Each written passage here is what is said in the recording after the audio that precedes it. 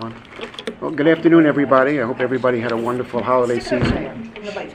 All right, this is our monthly meeting of the Montgomery County Board of Elections. It's Monday, January 27th, 2020. We're meeting at our office in Gaithersburg. Everybody is here. We have a full attendance and welcome guests. So we have an agenda. I mean, we have a quorum, and just a few. I want to make a few remarks before we start. First, welcome, Margaret. We know you were out with some health issues, and we're glad you're back. We hope you're feeling better. And looking great. Thank you. We missed you. I'm not going to ask. Yes, we did. And Okay. next, I want to just say, is Jessica here? Yes. Yes, we've all learned since the last meeting that Jessica is moving to North Dakota. She's been attracted to the warm weather and the beaches there. And I just want to say, and I know David and anybody else wants to say that Jessica has been a tremendous asset to this board. She really knows what she's doing. She's been a tremendous help, especially with the canvas. She brought us ideas how to help us. She's never refused a request to contact a voter or deal with a problem. So I personally am going to miss her very much. I know we're all going to miss her very much. I keep calling Margaret to make her an offer she can't refuse. But we are really going to miss you, Jessica. You've done a great job for us. You're always welcome back. Thank you. And we hope everything works out in North Dakota. And I know David would like to say a few words. I just want to agree with the sentiment that you expressed.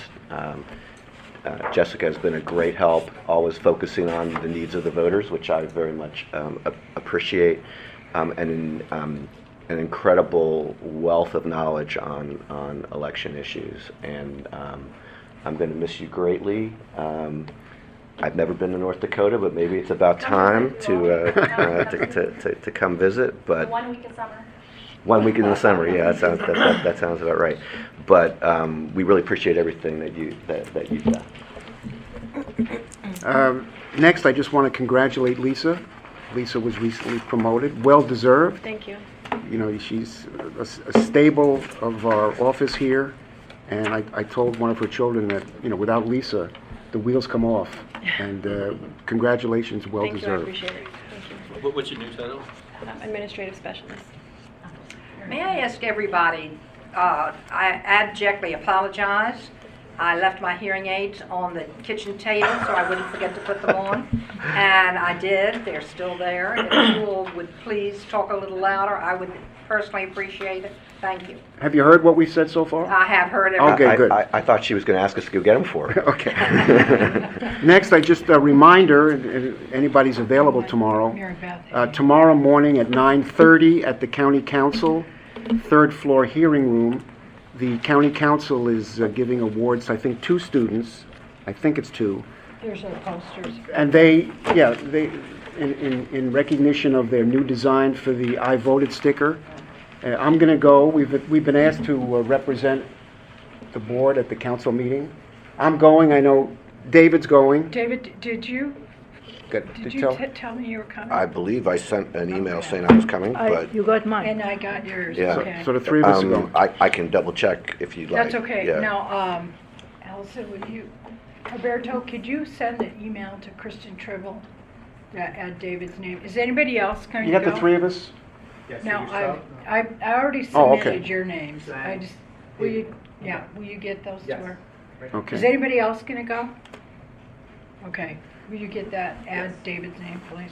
Okay, and recently we were advised that the House of Delegates Ways and Means Committee on Wednesday at 1 o'clock is having a hearing on the legislation from the county to create a 12th early voting site at White Oak. I'm going to be testifying. I know David's going to be testifying. I'm working on it. Okay, I'm testifying on behalf of myself and the majority of the board. So I'm not appearing on behalf of the board of 1 elect- o'clock, County Council? No, no. Annapolis. Tomorrow, 9:30, County Council. Okay. I voted stickers. Wednesday, Annapolis. In Annapolis. Yes, in the House building, Ways and Means Committee hearing room, 1 o'clock. is the hearing on the bill to create a 12th early voting site at White Oak. And if anybody's, we've arranged through Allison to notify the county government liaison to sign you up and present your testimony. It's complicated, so Allison's been gracious enough to navigate the logistics for us. And When- without, I'm sorry. If you do have testimony that you are planning to give, just let me know as soon as possible. Okay. When is it due? The morning of. 9 a.m. Oh, to you. On To Wednesday. them. So then So we've it's- got to get it to them, or you've got to get it to So them. when do you But need if it? you want assistance, then I need it. Tuesday either by night. 5 p.m. Okay. Literally about 4:30. Tomorrow. Tomorrow by Yeah. 4:30. Okay. Okay, I think, and today, Margaret's arranged, and I appreciate that, the IT person from the county will be here at 3:30 to talk about the briefing that the state board gave to the counties affected by the new... That will be an executive session. Yes. So we're going to go into executive session when he comes, and if the meeting is still open, we haven't finished our meeting, we'll go back into public session. Okay. Mr. President, I believe you also wanted to have an executive session regarding personnel, and that would certainly should occur at the end of our meeting. Yes. Okay, so Well, should we do that at the same time as... I don't think you want to hold up people. Yeah, I was gonna members of say. the public, Yes. and handle the personnel. Gotcha. Okay, good idea. With any luck, we'll Okay. Okay. On the minutes issue, which a lot of us have been discussing between, individually and with Kevin and Margaret, I know there's a lot of issues still out there. We haven't heard back from Nikki Charleston on her suggestions for our minutes.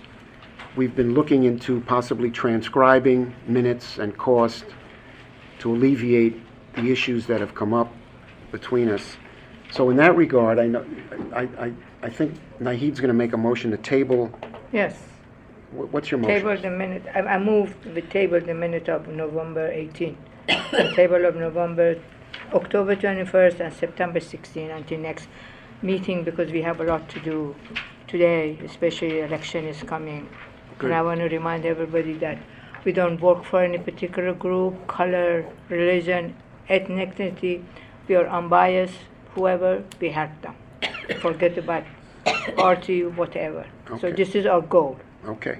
All right. Do we need a motion, Kevin, Yes. Yes. to I table this? second. Any discussion? All those in favor, say aye. Aye. No one opposed. Okay, additions to the agenda. David requested, and it's timely because we recently had an issue with the Democratic Central Committee legitimately and appropriately were concerned, and they contacted us that the dates for early voting weren't clearly found on our website. And Allison interceded, and that problem's been corrected. Correct. Okay. Yes. So that, My suggestion for the agenda was unrelated to that. no, but that's a timely issue. Right. So I just saying, No. when I suggested that to you, that was, I wasn't aware of that. Okay. I had some more suggestions along Yeah. those lines about the calendar, which we can come to later if you want to. Website? Yeah. Okay, we'll discuss it at the, that was the only addition, was the website information under new business. Okay. Disclosure of campaign contributions. Again, this is our requirement to disclose publicly any contributions to any candidate who will be subject to our canvass. Going around, anybody have any contributions to disclose? No. Not me. Okay, no disclosures? Okay, public comments? Lisa? No one asked to speak in advance, and no one has addressed to speak to the board today. Okay. I know some of my colleagues don't like when I do this, but does anybody want to comment or have anything to tell us? No? Okay. I'm okay with that. Huh? I'm okay with that. Yeah. Yeah, I think it's nice that you do that. Okay, Margaret, Election Director Status Report.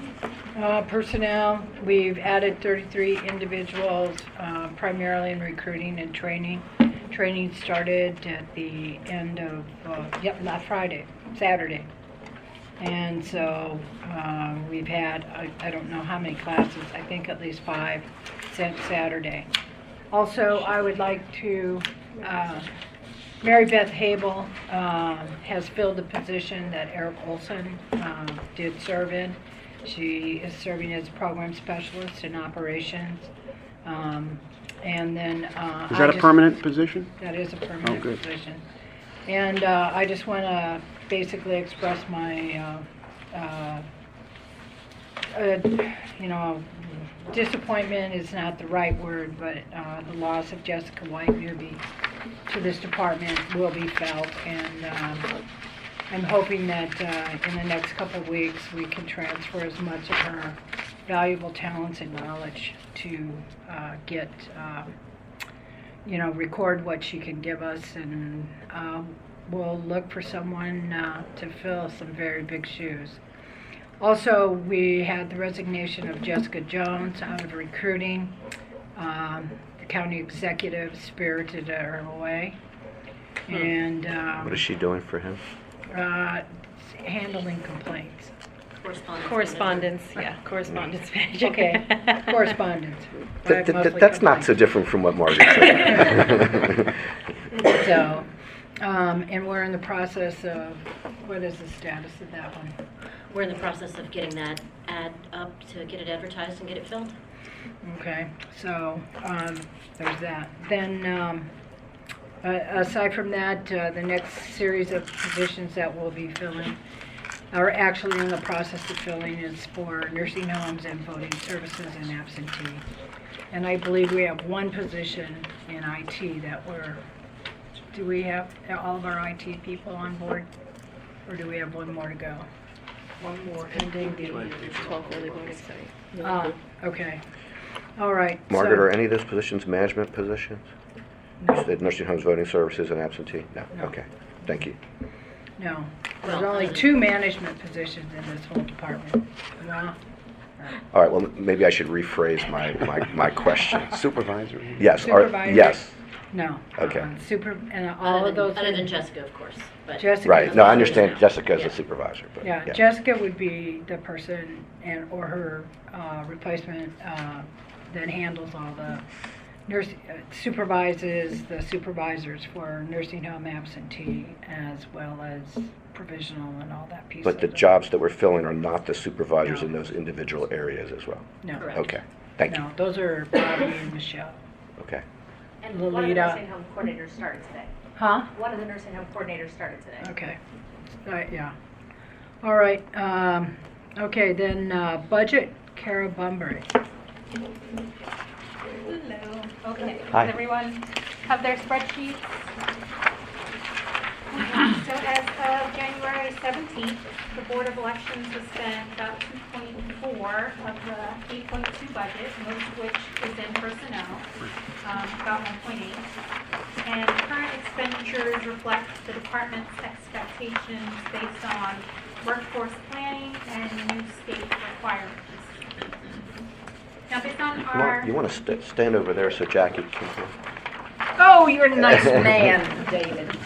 Thank you. I'll stand right here and... Okay. I love it. I love Okay. it. Okay. Based on historical data and the potential for a 12th early voting center and the implementation costs associated with the same-day voter registration network on election day. So those implementation costs include the 2 additional election judges, tweaking of training and other associated costs.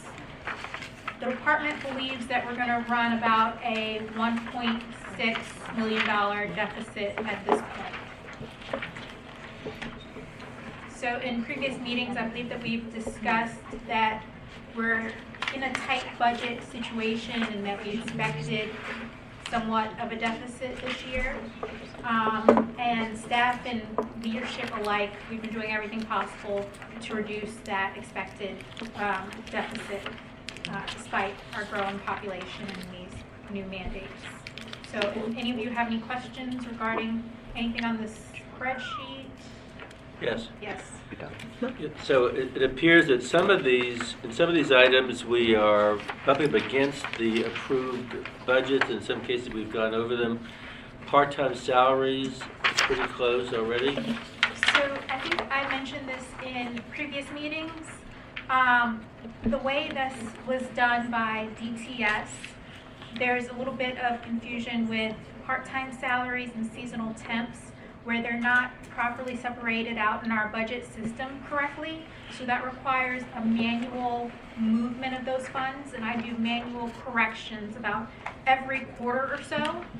So those are not in the proper line items. So I literally have to go in the back end of the accounting system and separate that out. And then over mail, central duplicating, postage, bulk, 3,836 versus 40,000, and interoffice mail pony charge, 2697 versus 2,500. Do you have any comments about that? Yep, that's actually correct. So the way that our budgeting system is set up with bulk mail, that's automated in terms of the way that's budgeted, so we can actually go in and say, hey, make this charge more, and it's based on historicals. So that's actually correct. And that's the same thing with interoffice mail, that charge is automated, and this year that increased. So the cost for interoffice mail increased amount, and it just wasn't increased in anyone's budget for the department. I have a dumb question. How does interoffice mail increase? It's a fixed charge, and it just increases. They, It's the individuals that, this is the pony. So it's interoffice. So this is the car and the vehicle and the personnel that go from location to location, and you're assigned a specific charge to have various pieces of mail brought, interoffice mail primarily. So the county is kind of dividing this cost among the different departments. It's considered an enterprise. Right, okay. Could I ask a question? Sure. We've budgeted $300,000 for SBE program management and $400,000 for MD voters equipment rentals. what number, David? I don't No, know. no, There's no numbers Other anymore. operation yellow. expenses. They're in yellow. Because they're Yeah. state board. Well, can Under you, rentals and leases. right, can you just give us I an got it, I explanation got as to how we determine, those budgetary numbers? Because I know that the state bills are not always so predictable. So in the future, I can't really speak to past, but I know in the future we'll be working to consolidate all of those line items into a single line item. And I can tell you that all of those lines equal about 1.6 million. I know that doesn't really address your question, so how about you restate it, and I'll try to get a... Okay. Well, now I'd be curious to know why we're going to combine those items, because if we combine them, we're not going to really know what they're for. But does the state charge us separately, or does the state charge us in one big bundle? At one time, they used to divide it out by MD voters, and that was probably in around 2011 to 2012. And I could see that historically looking back, but now when the invoice comes, it's one charge. Oh, I see. So we're just adapting to the fact that they bill us as one charge. And so, have they given us an indication as to what they bill, or how do we decide kind of what these? So right now, I just divide it equally between those lines as a portion, because there was a little bit of personal discretion in the past going through that line. But Right. as I said, as they've moved away from individually charging those lines throughout the years, Right. we're going to consolidate it into a single line, which is something that is done in other counties. Right. I don't know if this is the time, but it seems like it makes it harder for us to have any idea as to the accuracy of any charge if it's going to be all in one big bundle. And I don't know if there's anything we can do, but When the bill comes to us, or the estimate that comes to us for the upcoming fiscal year, what they do is they list all of the jurisdictions. They separate it out based on percentage and the line item, and that's so we will get a projection for FY '22, this is the expected cost that SBE will charge the local board based on your percentage of population.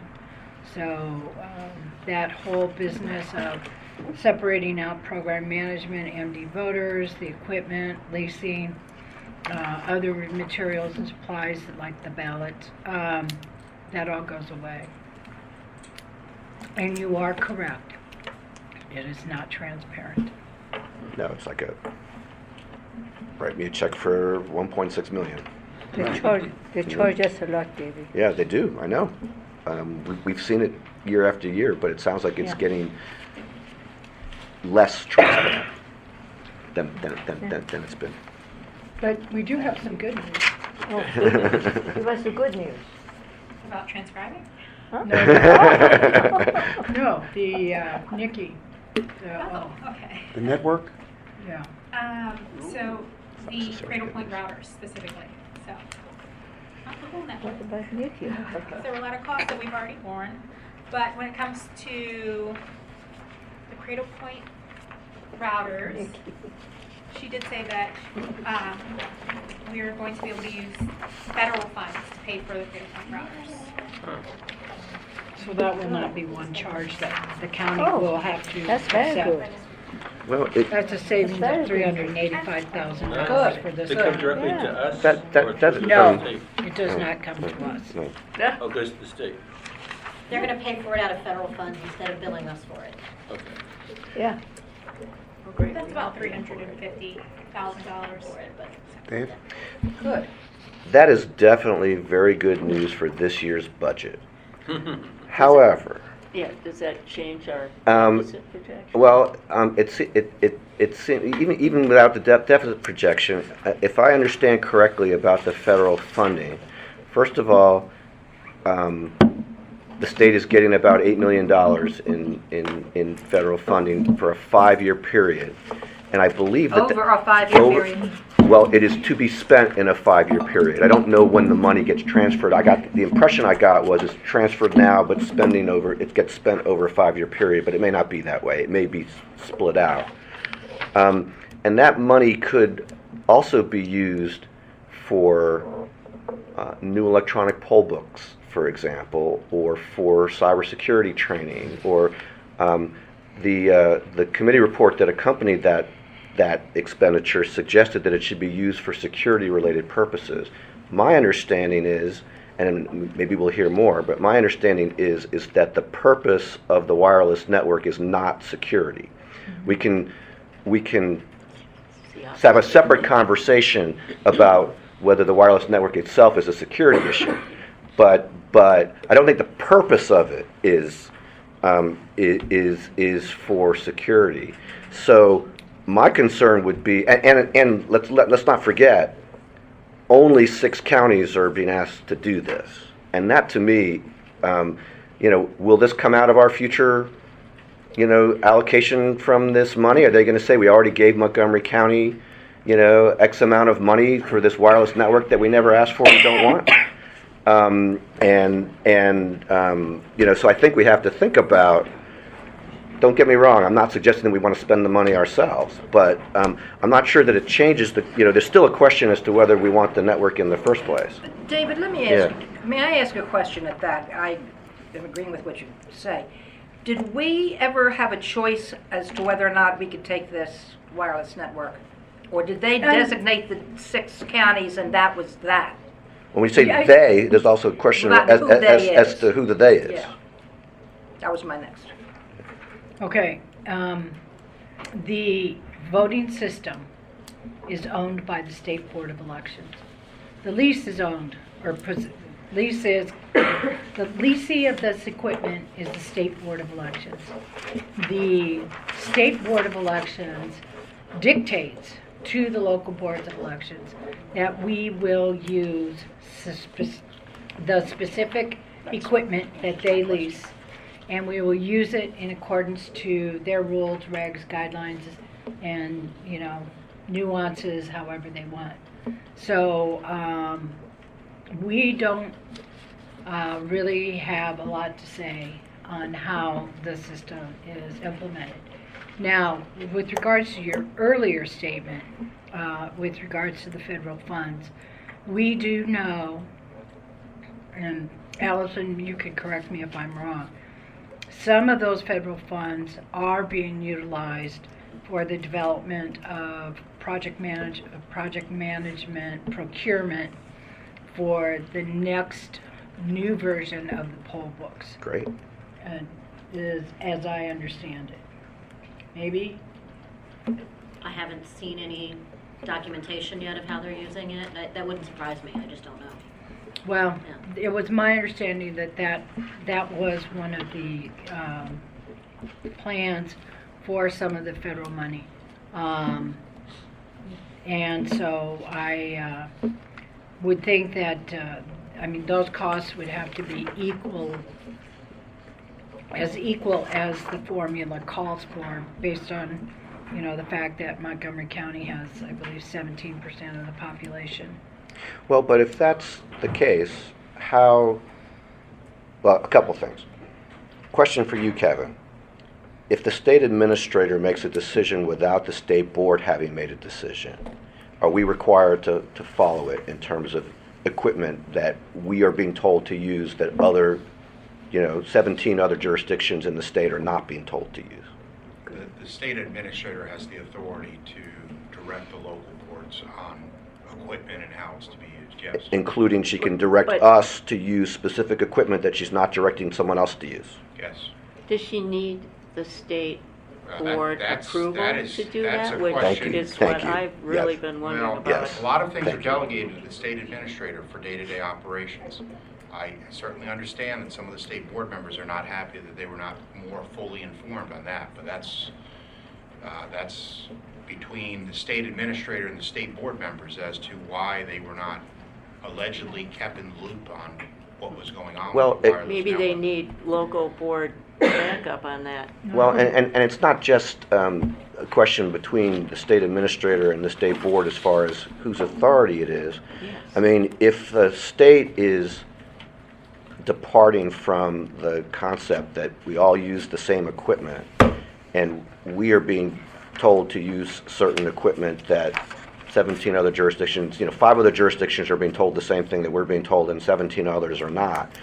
I think we still have something to say about that, and I think that there are a number of people out there who, in this day and age, partisans on all sides, I could say both sides, but really all sides, are very suspicious of anything that affects one location and not another. And something that targets the 6 largest jurisdictions is going to be viewed with suspicion by a number of people who think that there's some reason why those jurisdictions are different. Particularly Yeah. when it incurs extraordinary costs. Yes. Not then borne by the, And let me just add one more thing. I know Margaret wants to say something, which is I have a that question. when it says the full cost of the routers will be used with federal funds, I'm assuming that that's just the equipment cost, because we also need people in order to operate the equipment, and we need to train the people to operate the equipment. And I'm wondering whether federal funds or state funds will be used for that, or if that comes from us. I Janet? also wonder what the other counties think. Well, PG, Jennifer. I know PG and Howard, they're for the new plan. They're what? They're in favor of this. Oh. Janet, is their first of problem? all, my first question is, will the Cradle Point routers be utilized for early voting across the state? Yes. Yes, the answer was yes, Jackie. For They're earl- being used for across the state by all of the boards of elections. For early Sec- voting.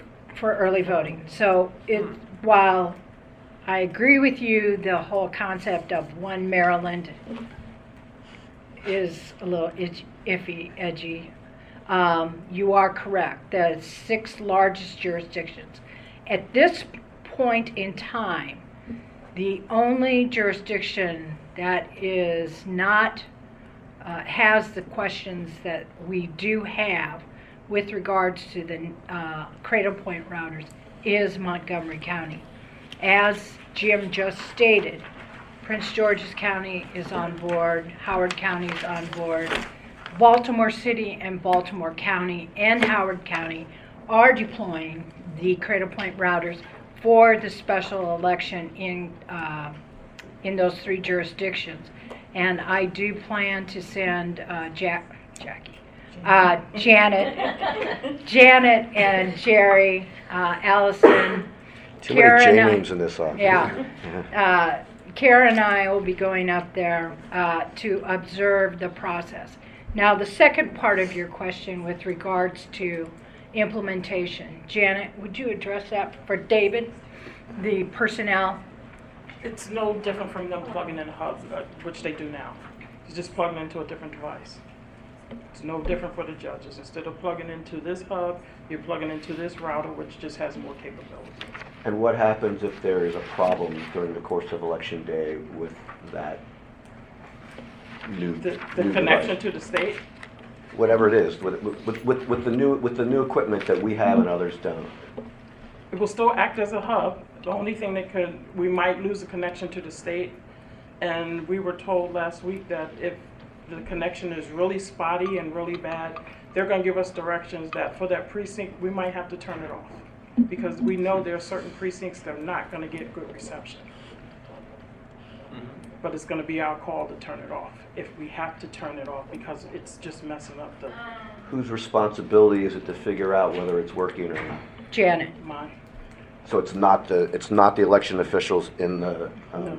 The state may call me and say, Janet, you're not getting a very good signal there. You might want to turn it off. So do you have to monitor signal during the course of the day? Yeah, they give us a dashboard where we can see signals. For how many locations? 230 something. And So you you- alone? So are you're going to be No, spending. I got No, other no. people. Okay, but our In your staff will corner. be responsible for monitoring their network that they want us to use. We will be, We will they're be going to be monitoring. monitoring it also.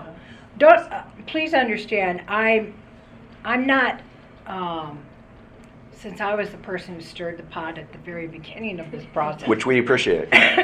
I'm not,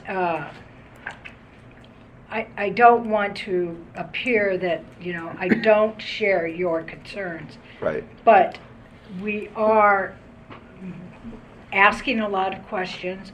We are attending training. Right. I sent Janet and Chris to attend the latest state-of-the-art security training. I'm monitoring it now that I'm back here full-time. I sat in the briefing that we had Friday afternoon. There's another briefing this week, I think. There's another, it's coming. We are continuing to make sure that our staff is up to date with all of the information that's available. Anytime you implement new technology in the polling place, particularly in Maryland, where I have said it numerous times over the course of the many years I've been here, we're always on the bleeding edge.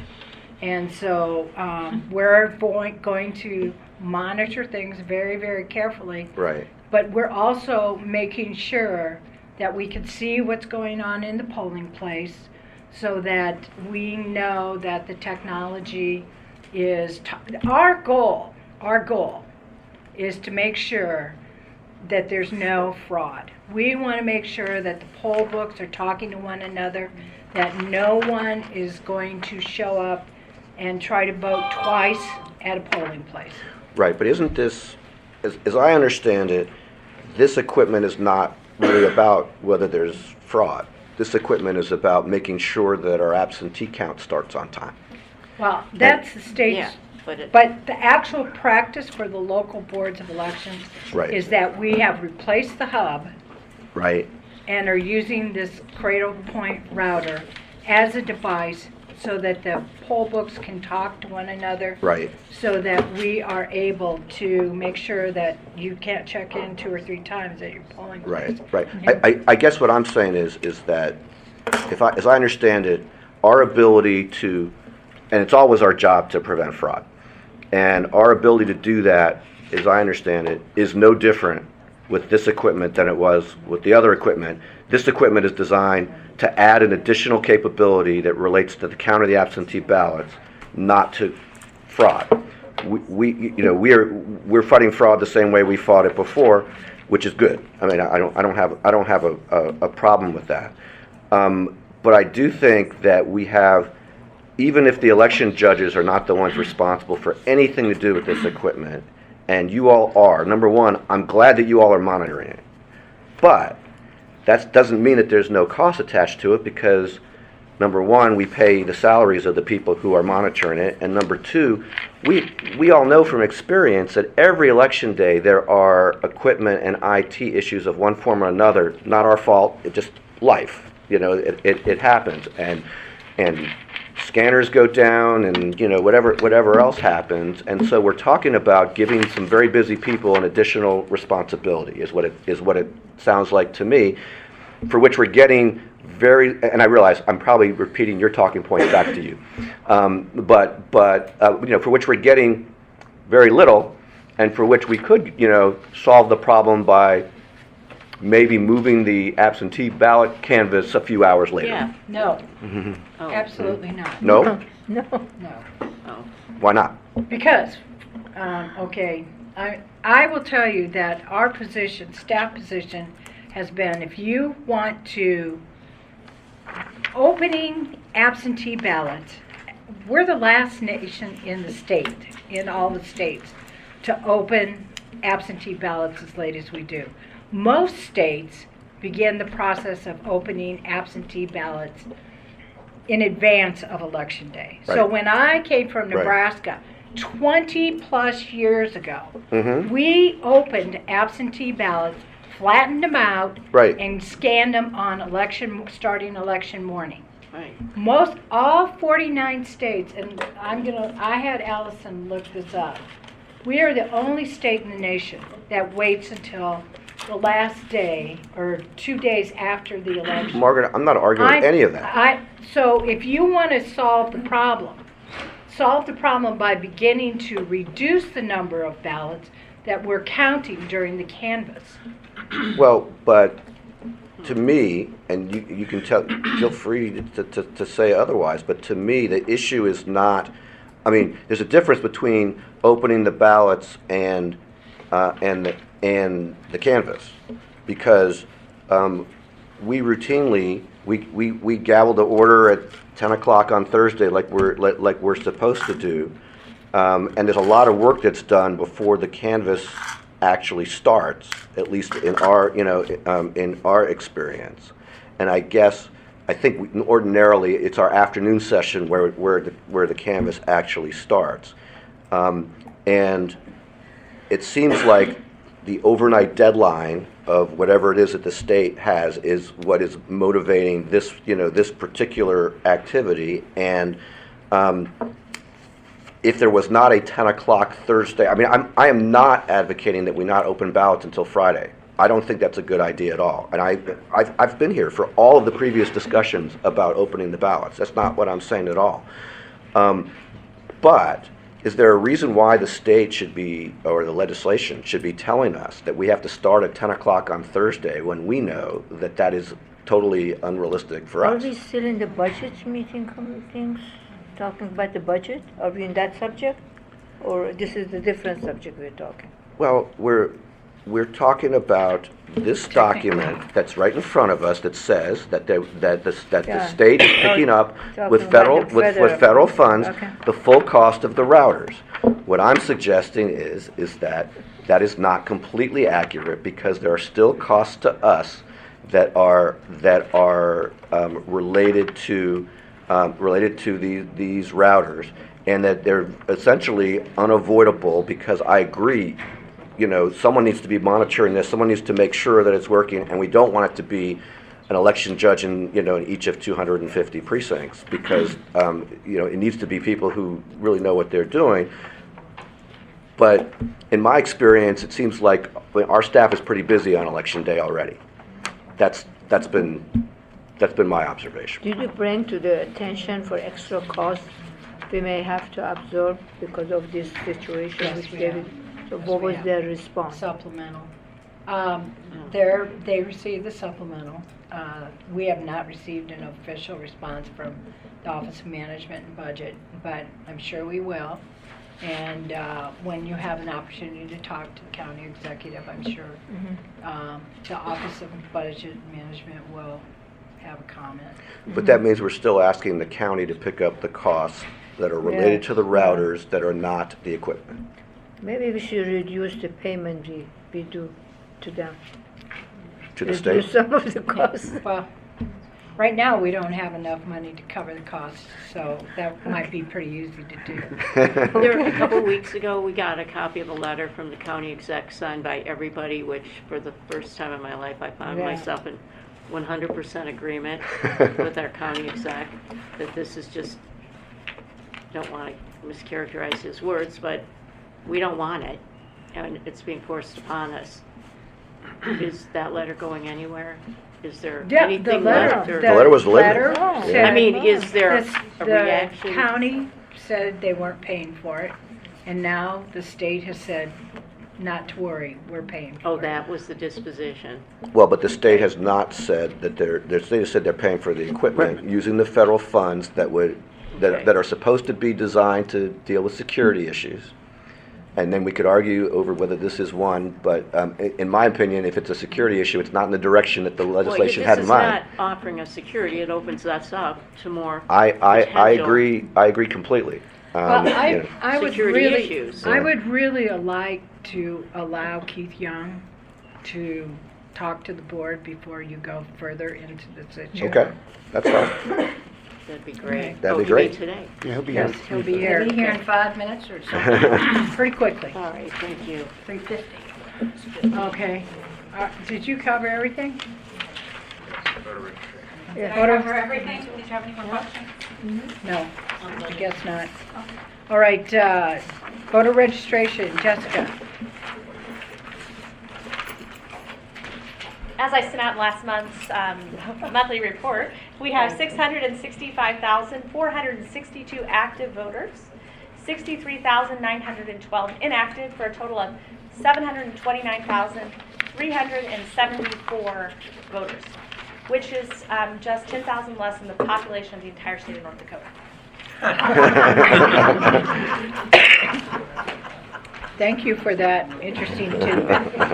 Okay, State Board of Elections, yellow absentee ballots are now being permitted to be dropped off at our early voting centers and polling places. There will be a yellow absentee ballot bag, which is going to be different from the orange provisional ballot bag. And ballots will be collected and inserted in that yellow ballot bag. The transportation contract was awarded to the same company as it was in 2018. So our election equipment will be delivered by the same company, which is Able, I believe. And then the same company that delivered the poll books will also be delivering poll books again this year. The ballot contract was also awarded to the same company as the election printer last year, or 2018, but with no stubs. Yay. Yeah. Yay.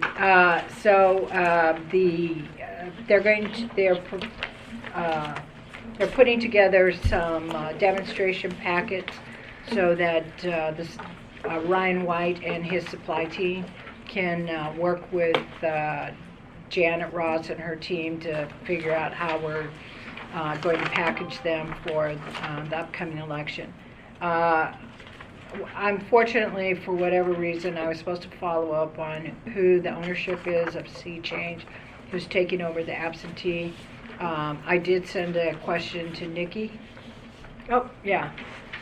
Sea Change is an independent entity that was spun off from ES&S, so the employees at ES&S went to Sea Change with Sea Change, and it's its own entity, but there was a rider or something in the contract that allowed the transfer to go over because ES&S is effectively getting out of the business, but it's the same company that did it in 18 for us. Are they the same people? Same people and everything. Printing. Same printing, same facility, same everything.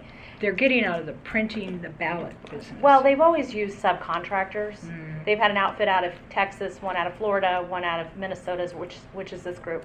So they branded this group ES&S for us. They called it ES&S, but it was never ES&S. It was Sea Change. They just had ES&S employees, Sea Change employees that worked together. So now the ES&S employee went to Sea Change. They did the Rockville election too, so I have a little bit of, right as this transition happened. So I kind of got to be in some of the meetings as they did this. So but there it is you the go. same contractors and everything, same people. And they've made some improvements, so. Should go Okay. better. Candidate filing deadline was Friday night at 9 p.m. We have quite the list of candidates, mostly for school board. February 3rd And is delegate. the deadline to drop Just for for Board of candidates. Education. Yeah, this is just for Board of Education. February 3rd is the deadline to drop off for the candidates. So we mostly expect to see Oh, you got it? the delegates. Normally, traditionally, Yeah.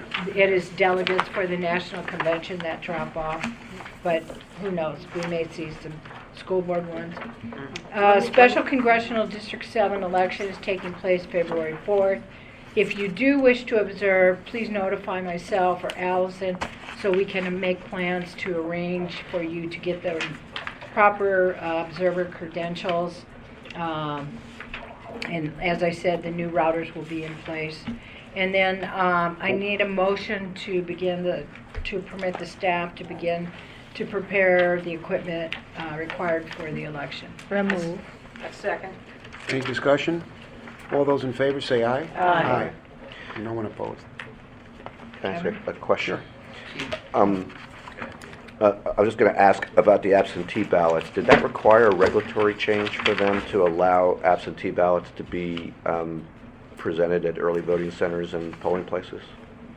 Yeah, that change was made, yeah. It had to have been because this was an issue that came up a number of years ago Right, where their position was that you could not drop right. off absentee ballots And I know, at polling and I places. know we've gotten quite a few of them anyway, which was always a problem. Right. That it had to be. I didn't Okay. pick up on it, but it had to be. Okay, The regulation Yeah. passed last year. It did. There was a bill proposed by Cheryl Kagan to make physical drop boxes at every early voting location. uh-huh, And in the negotiation of all of this, the state said that they would handle it by regulation. I see. So they put it out for comment and put it through the whole process, and then it finally got Great. voted in. One fewer reason to throw ballots out. So, great. Thank you. Keith, Oh, okay. I'll just swap with them. Oh, hi, Kate. Sorry. Is it executive session? you need a motion to go into executive session to discuss security. I move we adjourn the public meeting, go to the executive. Recess. Recess. Recess. Recess, to oh, recess. we're having recess. Oh, shit, I'm gonna go home. Well, is there a second? Is there a motion? A second. Any discussion? All those in favor? Aye. Say aye. Aye. No one opposed. Nothing new in the Judicial Watch case. The motions for cross motions for summary judgment remain pending. I met with Margaret and Chris to finalize the right of entry agreements. We have gotten an executed copy back from Sandy Spring Volunteer Fire Company. There's been a slight increase in the price. I forget what it was, maybe $1,000 or New something business. Cheryl's. for both elections. It was 500 for And Montgomery County, I reached out to Montgomery County. They're still roundtabling the MOU and plan to get me back their comments. The City of Gaithersburg just sent me, actually before the board meeting started, a red line version of their MOU and changes. Nothing of significance other than cost. The cost has gone from $2,000 to $5,400. $1,800 for the primary, $3,600 for the general, and I assume that's attributable to the use of the gym and their loss of revenue as a result of that. But I have not spoken to Lynn Ward or to Tony because literally Margaret printed it out for me when I walked in this afternoon. Other than that, the other changes are very, very minor. How much is the total? What's that? The total. It's $5,400 and it was $2,000 before. Kevin, have we gotten in any of the petitions for charter amendment changes? No. Not for charter amendment. The state did have a new party, Labor Party petition. Working Party, and that petition was processed. Our board had a very small role in it. Because I understand Couple there thousand signatures. I think there's 1 or 2 petitions circulating in our county. Yes, there are. Okay. And We haven't We gotten. haven't seen them. I Okay. saw that Mr. Ficker claims What's he's the got deadline? 16,000 signatures, and if he does, he should bring them in. We're happy to process them. What's the deadline? July July. 20, the No, end of June. July. It's the end of June. End of June. But they're supposed to give a certain percentage at a certain time? And No, so it works out that To do away with for a the- charter amendment, you need 10,000 At signatures large. that are collected within 2 years of the election. If it's a challenge to a law enacted by the county council, and signed by the county executive, you have to have 5% of the registered voters.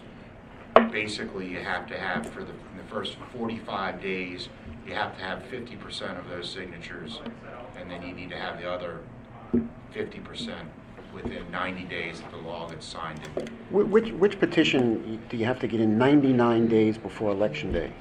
It's June It's a 22nd. charter, it's a charter petition. And the 20% of elected, registered voters, is that the active or is that? the Isn't it July? Active. 5%.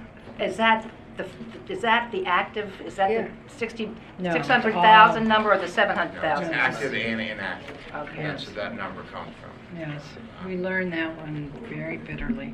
Yes, rather not think about it. And that's all I have. Okay. All right, old business. Excuse me, what were the action items? Did we already do that? Yeah, no, we got, yeah. Under your report, action items?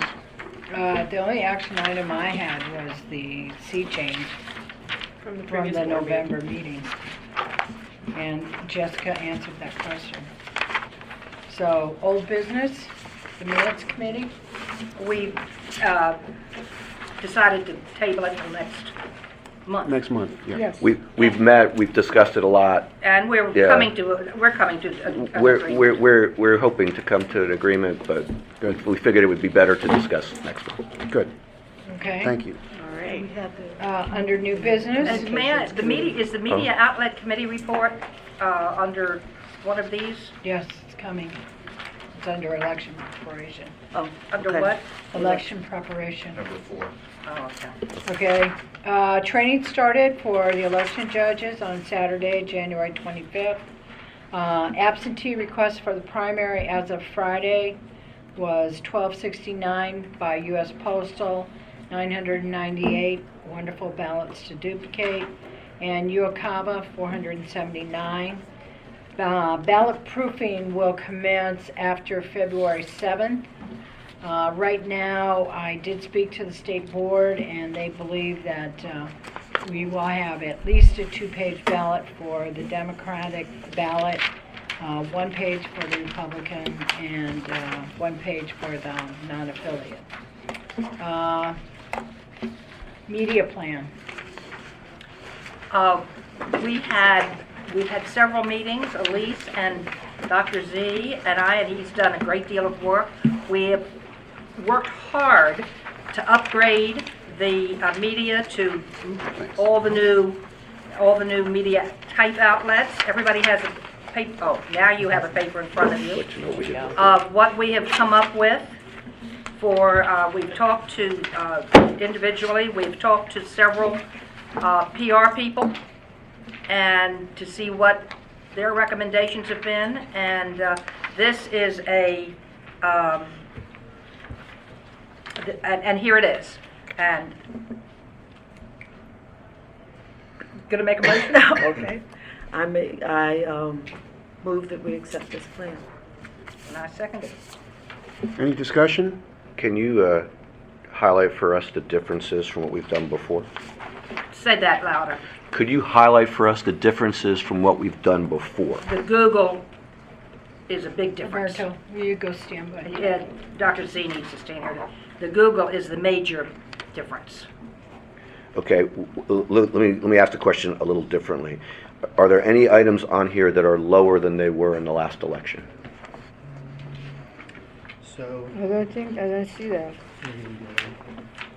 Which one is Well, it? go ahead and tell them, just go okay. ahead and tell them. So basically, what we found out, total traffic, weather, and news, that item was $8,000. Once we researched it further, the way that structure is for those PSAs, they don't air our actual PSAs. What they would do is, let's say you listen to WTOP, there's an accident on I-270, please take another route, brought to you by the Montgomery County Board of Election. Lovely. That was pretty much it. Yeah. And so that $8,000 they allocated to bolster up the digital. Okay. Let me see. Also, Comcast had 8,800 in FY19. With the Comcast, because of a lot of individuals using the DVRs, and you can record the sports or the cooking network, a lot of individuals really don't look at television between the shows. They get up, they do their business, they start cooking, use the restroom, whatever. So that 8,800, they looked at reallocating to bolster once again the digital, to increase Google AdWords and Twitter. We got clearance to add voter registration, early voting, to promote early voting and to promote election day preparation. So we got the AOK from Twitter to put ads on there. And then we enhanced we added 3 new radio outlets, Hot 99.5, 98.7, and DC 101. What we did reduce was Wash FM, it's 3,000. Wash FM is managed by iHeart. So what we did was those 4 media outlets, we combined the funds and we divided evenly amongst the 4, $3,000 each. We found that iHeart manages the ads, it is the agent for Yeah. those other. For Wash FM, WIHT, WNZQ, and WWDC. And presumably the target audiences are different for each of those? Yes, and definitely the committee members, they look at the broad brush outreach, they look at the demographics, the age, also the new Americans, they looked at the penetration within the county, and we only focus Montgomery County. We did not focus Virginia, Arlington County, or Montgomery County. How about this Washington Chinese news? Is that Yes, so that's the print, yes. That's metropolitan, but does have a lot of circulation in Montgomery County. We do have the largest Chinese American community within the DMV. It resides in Montgomery County, and it circulates. How come Google is such a high dollar amount? So, Well, look quickly, that is the highest penetration for everybody across the board. And I didn't know, and then it was field tested for me several times, that when you type in something in a foreign language, Google translates the ads immediately. And the ads come up in that foreign language, which I thought was wonderful. I didn't know that. Do you all know, did everybody here know that? Yes. That the kids type in Spanish, they typed in Spanish questions, and all the ads came up, something about shoes, and all the ads came up on the side in Spanish, or Chinese, or Swahili. We were told that was the greatest media market penetration of anything we could do. and what's Google, you don't see it until you go search something and then Google. Exactly. But Google, I mean, you don't know what's in Google. So So the why way, are we having Google, not so Facebook? So Facebook has more use than Google. Yes. Hasn't doesn't. Google gone on Nothing more. record saying that they've got the ability to swing the election by millions of votes, and they already did it? So I mean, this is I haven't not heard a- that. This is not conspiracy. So Google, when we initiated to use Google in the last election, FY19, the $3,600 that was allocated went quick, because what we like about Google is if you search early voting or election day in your search engine on your phone, our ads would appear, and they charge you by click. So if I want to register to vote and I click our website, then we get charged for that actual click. We don't get charged for being searched. We only get charged once the individual on their phone or on their desktop Google early voting in Montgomery County, they see our ads, they click on it to get wait times, locations, etc. That's when they charge us. As opposed to a PSA with the other radio stations, they air it and we get penetration, but we really don't have measurements that that voter actually initiated an action. So the Google words, when we use the 3 focuses, register to vote, early voting implementation, and also election Excuse me. day. Okay, It was very we fruitful. got it. I'm saying No, that actually, no, you I don't was- see Google ad until you search for something. Yeah, when you It's not search an it. ad. Exactly. when It's it's a not search like engine. On my ads don't flop up, Google ads don't come up on your, they do on my computer all the time. No, you have to search something and then the ad. No. No, not Google's necessarily. ubiquitous. It is, they arrive. Jackie, you're right. Yeah. I looked at a motel in Yeah. Bar Harbor, And and then within seconds, it's on my phone or my desktop. I know, but you Second. have And to they're- punch in, you have to say I'm not early using Google, voting I'm and then just- Google give So you it the is ad. targeted Yeah, advertising. it's targeted ad. You set the Yeah. So if you parameters. type in the word I think vote, 9,400 is too much for Google. I don't agree. think it's going to be that much use. I It's think not that's- like an ad, I like just- I don't you trust open them. to TV, I mean the newspaper is an ad there, Three ad radio is an copies ad always, there. this was- Google, somebody has to punch in, say early voting, then they come out. It's not an I ad. disagree, I think it's. How would you recommend, Nahi, that we reallocate those funds? Newspaper, radio, these are people listen every day. You don't have to punch say in more anything. radio. Google, you Nobody have reads to the newspaper. do go there. Not everybody is, savvy things to do that. I'd say It's more not an radio. ad. I It's would not ra- an ad like radio and newspaper.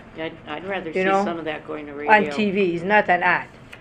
You can do TV, something. I don't know. But 8,000 for Google is too much. Washington Post was I too agree. expensive, right? Well, I will say we had three different, people from three different ad agencies tell us that we needed to upgrade our Google and our digital. I agree with that. What do you, Al, what's your? I agree. Google, it pops up all the time. They're you think on- it's They're good? on record Yeah. as saying You're making my point. they're not a fair and based group by any means. I don't trust the product. I don't. I think that's I've an never, awful high we've amount. used it successfully in 2018. Staff looked at Google AdWords because it is so focused on the information.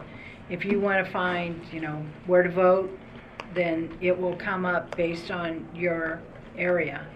So, to me, it's you have a finite amount of money, and this allows you to target, if somebody's actually looking for information about voting. You can go to the Board of Elections site, have this information. And that's what happens, is that Google AdWords you type in register to vote, and if you're in this general area, then Montgomery County's ad will pop, and they can click on that, and they will be serviced, and we only pay for it when they click on that. So that It means is that the most efficient use of money that we have.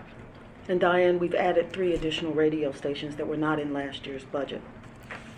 Hot- Roberta, the do le- you know, when I play games on my phone or whatever, computer, I get ads.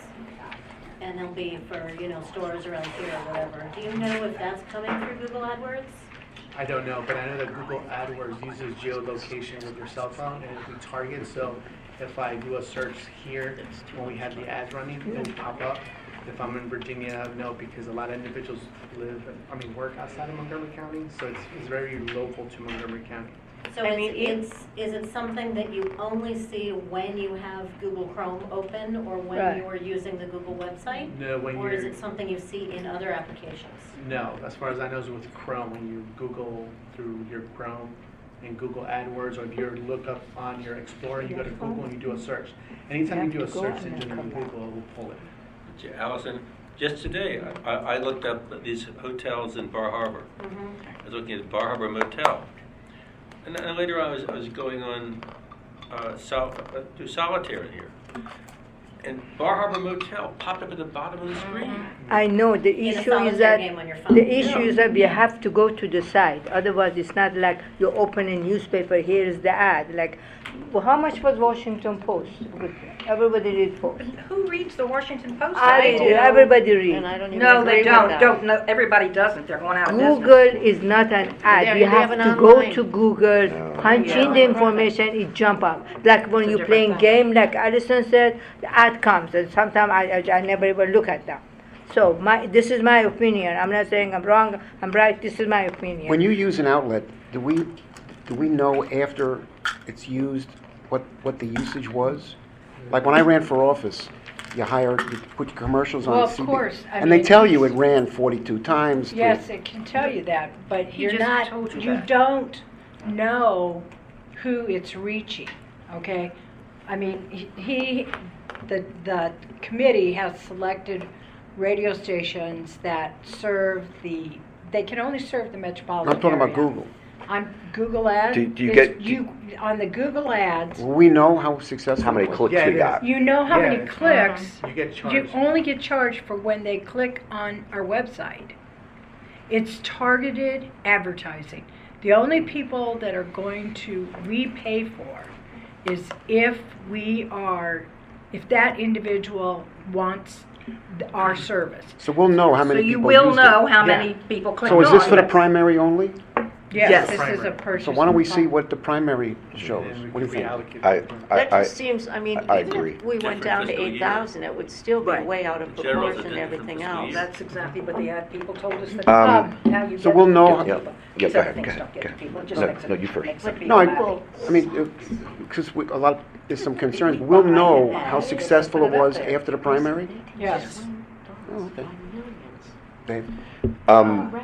It seems to me that the committee has come up with a good combination People aren't of voting. 20th century media and 21st century media. And I think that the purpose of our outreach is to hit a number of different groups, not just the demographic that reads the Washington Post hard copy, which, there are people who do, a lot of people do, but there are a lot of people who don't. And there are some people who only get their news from Google, or only get their news from their ethnic newspaper, or who listen to their radio stations. Now, there's some people who don't listen to radio anymore, but there are lots who do. And so, to me, this, and I served on this committee. I don't remember which. Alex and I served together, whenever that was. To me, if there is a mixture of media, which there is, if we had more money, I would say let's do cable television also, because while a lot of people will DVR through, not everyone does. And there are definitely people who watch cable television who don't do Google or Twitter. On the other hand, they may be doing radio or print or whatever, but it seems to me that the committee's done a pretty good job, maybe a very good job, of balancing, different.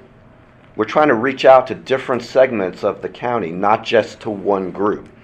And the fact that what I personally do, many of these radio stations I've never listened to, or I almost never listen to.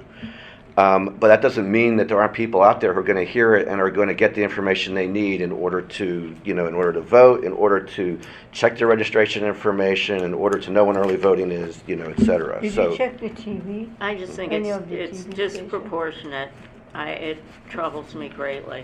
It's disproportionate. Yeah, And he's take a gonna- look at the list. It's going to say TV, what about TV? Did It you is check not the TV? I just don't- disproportionate. What It's very David expensive. mentioned, the Expensive. issue with David. So It radio looks- and television, what they provide are penetration numbers. So they say we can reach 10,000 viewers. The difference with Google, as Margaret indicated, it's an action. So you get charged once they act on it. If I search it and I see early voting, I don't get charged, only when I click. So, but with the cable, we get Well- just penetration numbers. Okay, what if they click, but we haven't agreed to pay that much? So the way it works is I set an amount per week, and they cannot go over. So let's say I'm testing the waters, and I put the allowance at $200. How much Once they that- charge per click? I don't remember the new rates. So the 9,000 way, if they charge no, it's not $9. It's like $500. cents. It's like cents. It's like 600 per 15 cents. click? No. Oh. It's cents. Yeah, so, So what happens is, you set a threshold. Once you get to $50 of that threshold, I set $250, and I'm doing a search on register to vote or change of party affiliation, what have you. as it gets closer to the $50, that $200, it sends me, oh, by the way, and you get measurements, how many clicks, how many searches, how many actions, and if do I want to increase that to, let's say, $350. So it keeps you, it's very interactive and it keeps you live data. Unlike radio, you send them the PSAs, you sign the contract, and you hope to hear maybe one day driving to work. But the Google Ads is very interactive. I mean, you get messages, I get texts, you know, you're getting to your $50 threshold, do you want to add more, do you want to change it? And you could manipulate what gets In the released. past, just to give you an idea of how we utilize Google Words, Google AdWords, is that, so for instance, we have the Monday before early voting, we have the kids out leafleting the various subway stations or metro stations. And so what Margie would do is we would do a media release, we would have our kids out there in their t-shirts handing out leaflets about the various early voting sites, and we would have Google Ads. And she would put maybe $1,000 so that if somebody went to our website or they wanted to look up MoCo Votes or whatever slogan we were using, then they would go there, they would see our website, and then they would they would click there, so then they could go to our website and find out where the early voting site is. So normally what we do is we package our Google Words around exciting events that we're trying to market our message, whether it's your deadline to register to vote is this day, early voting begins this day, beat the rush and early voting ends this day, same day voter registration begins now, election day. And so what Roberto will do is tie those Google Ad and Twitter words to these significant election dates in the process. That's what we've done in the past. I expect that the PIO office will do something similar in the future. What about people who use Bing, DuckDuckGo? We can only do so much. We have very Well, little right. money, Well, and then we why don't asked we take some of this- appropriations and asked them what the best place to spend people laughed at me when I told them how much Well, money yeah, we had. because they're all in And- it for Google. But no, not the people I'm talking to. These ad agencies had nothing to do with Google. I haven't talked to them at all. That's what he was doing. Why don't we? And they were just saying this was the best way to go. Okay, Google? why don't we take some of that and put it in Bing, an alternate search engine? Well, we don't know. We don't know if they We have don't the have servers. any I had information contact them, whatsoever. information. The longer you wait to make this decision, the fewer spots are going to be made available to us, particularly on radio. We will begin Yeah, and I'm not competing arguing with radio. presidential campaigns. It's all the money going to Google that I'm concerned with, So this is only for the presidential primary, which is huge. Oh, okay. funding-wise, and then we could revisit, as David mentioned, to look at Do the we- reallocation. Do we want to save some of that money for the general? You can't. Can't. Can't, Different because the fiscal year. ends the Different 31st. fiscal year. Budgetary year. Okay. So we can revisit this and reallocate, Sure, oh, That's sure, after the sure, primary. sure. That's- Yes. Yeah. because Can we're we obviously, I guess the message I'm getting is this isn't going to change.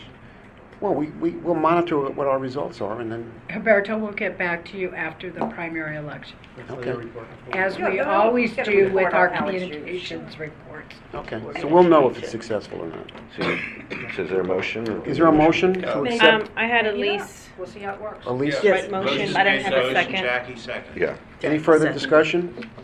All those in favor of recommending the communication, or accepting the communication committee allocation of media funds, say aye. Aye. Opposed? Aye. No. Abstain. So 3 in favor? One abstention and one no. No, okay. Okay, Roberto, do you want to do your other Yes. presentation?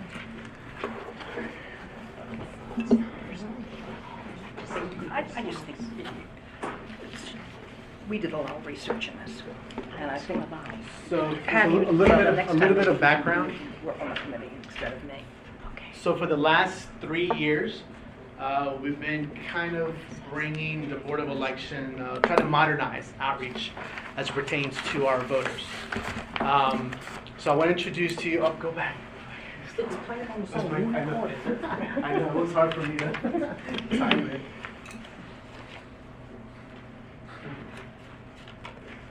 We have our own app. So what we have, it's almost done, it's still in beta. We have the MoCo app, the MoCo Votes app. Okay, so we have an app. So it's on the corner. So, Lady Liberty. We could probably upload So there, that. it's, I think it's the next wave of outreach. I think it also will buttress our Google ads and our Twitter.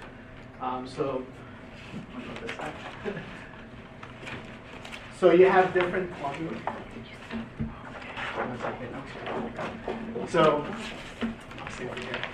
So basically we have the different options.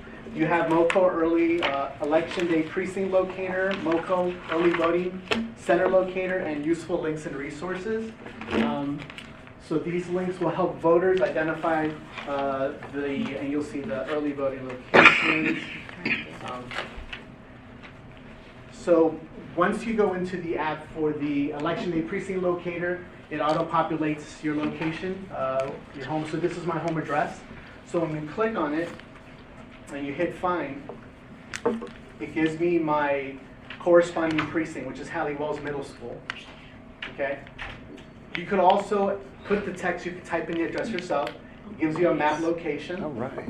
Nice. And then also I could share it with loved ones, friends, family members. I could share exactly. So if my wife needs it, I could send it to her. All right. Is there a GPS in that? Yes, it has a locator. She uses your phone locator. Okay. Then the other capability we have is the MoCo Early Voting Precinct Center Locator. It auto-populated my zip code. I hit find. And then what it does is it will identify the 3 closest early voting centers to that zip code. So if I'm in Clarksburg, it'd be great to know that there's one in Silver Spring Civic Building, but I'm not going to drive there. I'm in Clarksburg. So the 3 are the Damascus Community Center, Germantown Rec, and that City Center in Bower Park. It also gives you the address, gives you a map location, share. What's not activated here, it will also give you wait times. Wow. Okay, it will also give you the wait about times that? of those 3 locations. Will it tell you how far away they are?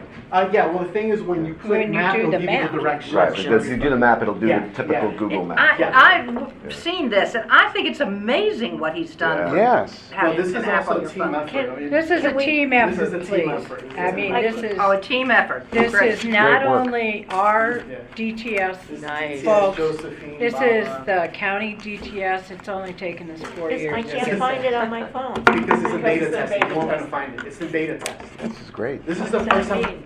That means It's not we're out for the public testing yet. it internally. in the Oh. county. You would have to give them your ID for them to vote. It also Very has impressed. the an image of the actual facility where you enter. It's not that way. Look at that. Gives you the map, and it'll activate the address locator. So when you click on that address, it'll give you the map, and it'll go to Google Maps. So you Okay. can driving directions. And I can share it with loved ones. This is great. Okay, then also if you go back, you could always change the zip code. So I'm going to change it to, I think I picked East County, and it'll give me Praisman Community Centers, Sandy Spring, according to that zip code. So it identifies the 3 closest according to that zip. Wow. Then also, where do I go? When it identifies the 3 closest, is that by car or by as the crow flies, or? No, it's by Yeah. the location of your cell phone, it auto-populates the zip code. Right. And then you could also, let's say if I'm at work, and I don't want to I work here. Right. It is a different zip code in Clarksburg. Right. My friend calls me, I just put in his zip code, Silver Spring, and Right. it'll give me the 3 Right, closest. right. But when I say that, but the 3 closest, if, standing somewhere is not the same as driving somewhere. I mean, Yeah. That's you know. that's the more technical. Okay, but in this case, it's based on whatever is the closest to your point, to the point where you're standing. Yes, yes. Okay. Yes. And then the useful links. So there's a series of links that are useful. Some pertain to the Montgomery County Board of Elections, some pertain to the State Board of Elections. So you have the Future Vote has the FAQs, and these links will go directly to our homepage, our website. So you have the FAQs for future vote, you have sign up for new applicants only, you also have the login for returning families that served in 2018. Similar to that, we incorporate that for the election judge. You could tilt it, and then it also adjusts itself for the cell phone for the user. Does the state board have to approve this? No. No. Yay. And then you also have the election poll workers, same FAQs, the registration for new volunteers, individuals interested in serving as election poll workers. And you also have the election judge connection, which judges that's what they use to manage their placement, their training, their quiz, and access to the manuals and videos, etc. Good. And we have the educational videos. We're working with the Department of Public Information Office. We're doing these small one-minute videos about registering to vote, early voting, voter maintenance, etc. That's a placeholder. And then also there's a button where we will put the link to our sample ballot. Once this new sample ballot is up, you'll click on it, it'll take you to the 2020 presidential primary. And then you have the 3 state links to request your vote by mail ballot, to register to vote. Also will give you the polling place locator and also the voter lookup. So it's going to be in your hand. So it buttresses, the goal is to buttress our media campaign and also buttress our website. So the app itself is a quick stop. And as opposed to clicking the different tabs within our website, you can have it on your cell phone. Now, the second part of this, which is exciting as well, is we have SMS texting capability. Not everyone likes apps. We also will be able to text. So if you text the letter VOTE, it's not CAP specific, to 77788, and actually you could do that now, but to 77788, it's going to text you the Maryland voter registration application, the link, and you can actually click on it and register to vote. So that's the Maryland online voter registration. If you text, and gives you the example, if you text, which is the next one I did, I was like half asleep, I was so tired. So yeah, EV and the zip code. It will also give you the 3 closest early voting locations, including address and wait time. And people won't know what to punch in, though, will they? No, we'll have a flyer. We're going to do a whole promotional Okay. piece. Yeah, I'm just showing, yeah. Okay. And we'll have instructions. We have a flyer that we're going to be circulating. And it gives you the 3 closest locations, the address, the wait times, and then also for more sites, you can click on the bottom one, it'll give you the whole list of 11 or 12. What's the estimated time of usage? Usage as... When will it be Public. available? Yeah. Oh, so the Well, goal we're is- trying to, okay, so we're showing this to you. Yeah. And we have to, there's a couple of little things that we have to connect and everything Smooth out. working smooth out.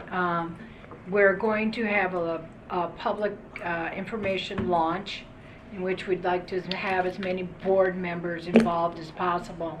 And we're trying to, originally my goal was to have something like kind of in connection with the Iowa caucuses, but that ain't gonna happen.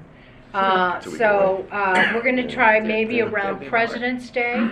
There's an easy tie-in, presidents, voting, American history, and we're jumping into the digital future, digital democracy future. So, but we have to get all of these technical pieces perfect, and the reason I want to do it as quickly as possible because the rest of the county wants to steal this from us. So I want this launched and I want it out there. We will be including information about the various elements of this in our outreach materials, and we are putting it in the sample ballot. Yes. And so you have the MC votes, you have Maryland Vote by Mail, which is VBM. Can we put it in our ad? Can Yeah, we put it will get be. this Yeah, free app? It is. We're going to incorporate this on the bus cards. So if one of the ads says register to vote, you either could go to the website or text vote to 7778. What's going to be on the website to link people? Like, is it going to be a place to click here and get the app? Yes. Or Yeah, we're is gonna do all it because obviously someone goes to our website and finds out that we have an app that does all this? Yeah, you know? we're working with DTS now to Okay. put a kind of a placeholder on their carousel as well. So individuals could click on it and they could download it to their Apple or to their Android.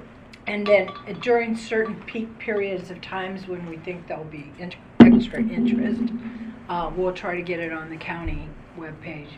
Super Tuesday would be a good Yes. example. Oh, there you Yeah, go. Can great. you get this off the Apple Play Store or? Yeah, you will Play Store? eventually, yeah. And you can also go to your Apple Store and your Android, your Google Play Yeah. to download it as well. But right now it's in beta. We're just, like Margaret said, just smooth out, but this is what we incorporate. It's kind of exciting. We have the app and we have the texting, we have the media budget, and so I think it's the way to go, try to modernize what we do. And I want to applaud Huberto and Janet and Yes. the DTS team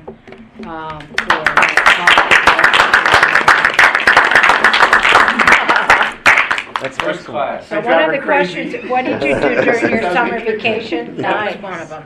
Excellent, Okay. thank you. Very nice. All right, legislation. I was asked not to go through all the bills, so I will be happy to try to help field any questions, or it's really up to the board members to discuss. Can we just get a we list of those bills? Can you just send We us have a this little- bill. Send Just one around in get the advance this packet, bill. I can send around an update. Yeah. No, we have this bill to discuss. Yes, we do. Yes, Just send it. That's the So- only piece of legislation. Yes. Why don't I, you want me to start? We have Yes. that in here? You should be. Well, I thought. No, well, no, a little I later. was given the whole Yeah, pile, I'm so I'm sending them, I'm sending them Put this around. in an incubator now. So, one of the things that has been discussed as, that we've discussed over time relating to wireless networking is the possibility right? of changing the timing of when things have to happen, because the timeline seems to be a major driver of the need for the equipment. This legislation from Senator Kagan is designed to address that issue, although I should hasten to say that I think it needs to be amended in order to accomplish our goals. The bill number is Senate Bill 362, and what she was trying to do was to allow us to start our canvass later than what the current requirement is. Although I think what the bill does as drafted is it changes when the ballots can be opened, which I think is a very different question. And I know that our board has in the past been very interested in opening ballots earlier, not later. And so I guess the question I would have for the board, my sense is that there would be substantial support for the idea that we would be able to establish when the canvass starts, later, not necessarily at 10 o'clock on Thursday, which is the current requirement. And the idea was whether we wanted to support legislation to do that in order to lessen the pressure on getting that information in as quickly as the state is now asking for it. Jim, does that kind of summarize it? Yeah, and this would only apply to Montgomery County if introduced, is that correct? No, Or- I don't think so. Oh, a local No, board- no. What this does as it currently stands is it changes the deadline for opening ballots from Wednesday to Friday. What I was suggesting is, again, that Kevin, perhaps you can help me. The requirement to start the canvass at 10 o'clock on Thursday, is that a regulation or statute? It's a regulation. Okay. So, this you know, has never made any sense to me, because actually 11302 says that a local board may not open an envelope of an absentee ballot prior to 8 a.m. on the Wednesday following the election. But by regulation, they say that you can't start your canvass until 10 o'clock on the Thursday after the election, which always prompted the question of, well, what can you do under 11302? on Wednesday. On Wednesday, after 8 o'clock, if you're not allowed to really do any canvassing? And the answer has been, you really can't do anything, because our regulation says you can't start your canvass until Thursday at 10, and the canvass involves the opening of the ballot. Okay, so what if the legislature wants to change when the canvas starts, what would you recommend that can be done? And assuming that our board agrees with that, with that idea, in order to lessen the pressure on when all the information needs to be transmitted, et cetera. Well, the key is when we can start opening. Well, I think that the regulation can be changed to say that the board cannot, they cannot be in their canvas any earlier than whatever. You could pick 10 o'clock on Thursday. But I would tell you, this timing thing has never been a major problem for us, because the reality is that we so rarely have the MR 40 or whatever, MSR 40 report, which is used to go ahead and compare potential double voters. We rarely have that report in time to go ahead and do anything to start at 10 o'clock. Right. So basically, 4 members come in, they go ahead and they say, we're starting the absentee canvass, and then they recess, and at 1 o'clock, the board canvass teams go ahead and actually start doing the canvass. So what happens between 10 and 1 o'clock? Well, the staff goes through that report and then picks out all the potential double voters.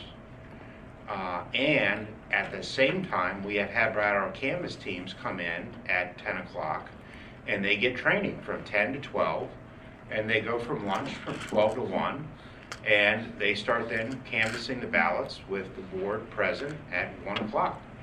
So this has never really been a major issue. Okay. But if they wanted to do something, would be, if the legislature wanted to do something, it would just to give the board greater flexibility as to when they could start. I think that is the goal of the sponsor. The sponsor contacted Jim and me both separately, and I think that her goal was to give us greater flexibility as to when we start, so that we don't get this pressure to do the wireless network, et cetera, in order to meet what is essentially just, a deadline that's just picked by somebody. So I guess part of the issue is, obviously the legislature has the ability to pass something that supersedes a regulation. Correct. But it sounds like it's not necessarily to amend a statute that says when we can open the ballots. It sounds like it should be almost a separate sentence that says that a local board may decide when to start its canvass, but supposedly it could say no later than... No later than Friday. Friday at 9 or 10. Yeah, right. I think that's really their goal, and I think that's consistent with both our practice and also with our concerns about all this other stuff that's happening. Because I have in the past said, Nikki, you really are not going to make me drag 4 board members in to go ahead at 10 o'clock so they can go ahead and recess till 1 o'clock. And she says, yes, I am, because that's what the COMAR regulation provides.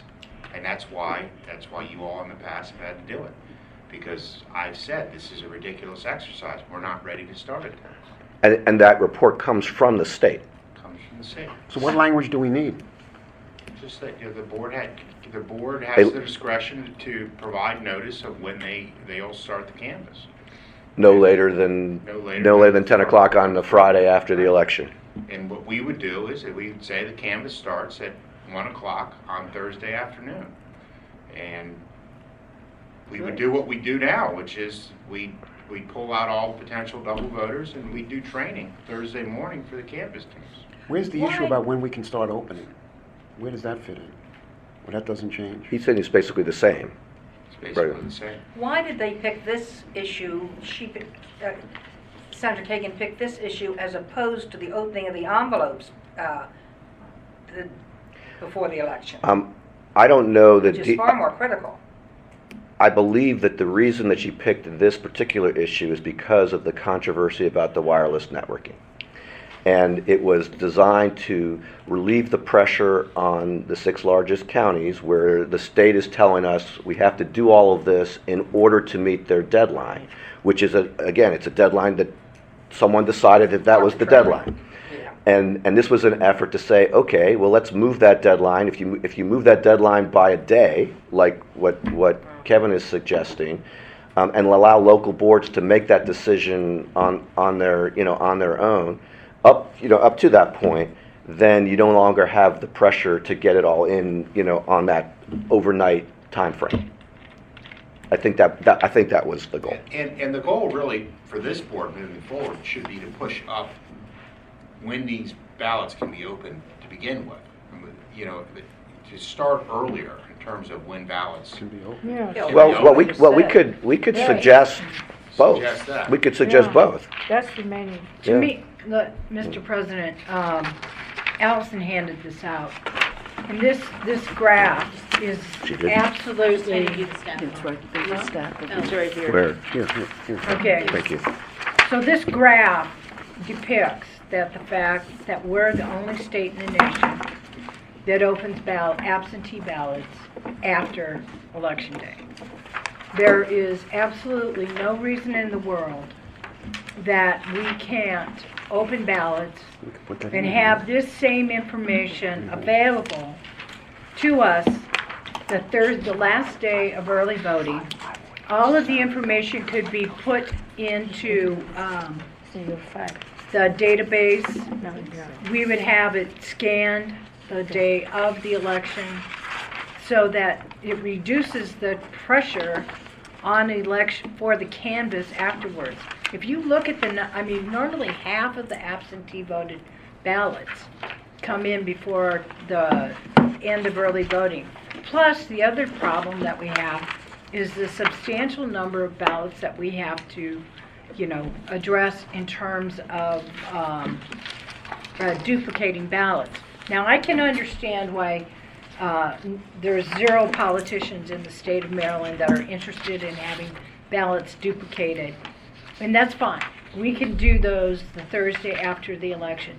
But the U.S. postal ballots could be opened up, flattened out, and we could begin scanning them the morning of the election, sit on those results just as we sit on the early voting results, and then upload all of that information so that you would have a certain and it would then take a lot of the pressure off of the canvas. Yeah. And So- just to, this is so rudimentary, but just so I know, when we scan these in, all that information is housed right there. It's not connected to anything. No, not until So we there's not a release it. security issue. Not until it gets uploaded. Yeah, exactly. So I don't see any And, threat to, and the thing paying for is, this for a and we while. were talking about this earlier, coming from Nebraska 20 plus years ago, that's exactly what we were doing. We would actually start opening them on Monday and then flatten them out and start running them on the Tuesday. Jessica, who came from Kansas, I think they started opening them earlier than we did. And again, scanning them. So this is a more responsive answer. Plus, the other thing is that why are we sitting on these results anyway? People want to know how these ballots have, if we have ballots that come in on a timely basis, we know that those individuals have not voted 1 or 2 ballots or exceeded more than 1 ballot. Then there's no reason for us to be sitting and holding them. You're saying And we could put out the results of the absentee ballots that were already counted on election night after the polls close, and With then the early all, voting. and then all we would just continue from there. Yes. But this issue doesn't affect 20 it of the does. This 20 of the 23 counties, though, right? Well, it's going to affect us the most because I we know, have but the I'm just saying, largest number of. it's not a statewide concern. It Can we affects add all that of to them. this? Yes, It is a I'm about to statewide suggest issue. that. All right, I'll second it. I apologize for cutting in, and I think it's important, just especially maybe for, Diana Lease, since you weren't on the board when they were first working through this issue of our board was pretty aggressive about trying to go to the legislature and say that we wanted the authority to open absentee ballots earlier, and authorized Margaret and I to work with Mayo to try to get there, and Mayo passed a resolution to try to get there, but at the point of trying to find a sponsor to carry such a proposal, that's that's where the effort lives right now. That's where the effort has stalled. So now we have Sharon. Fundamentally, the whole reason we're doing all of this MSR report and all of the staff work, this incredibly time-consuming staff work that goes on for days after Election Day, is so that you all can reject about 10 or so nursing home residents' votes. And another 2 or 3 people who were really motivated to get their vote counted and weren't sure their absentee was going to get here, so they went to the polls and voted a provisional ballot. Who now can deposit their absentee ballot at the polls. The fact that the Right. state, yes, That's the right. fact that the state now, the fact that the state requires you to reject both ballots for those individuals is what prompts all of this.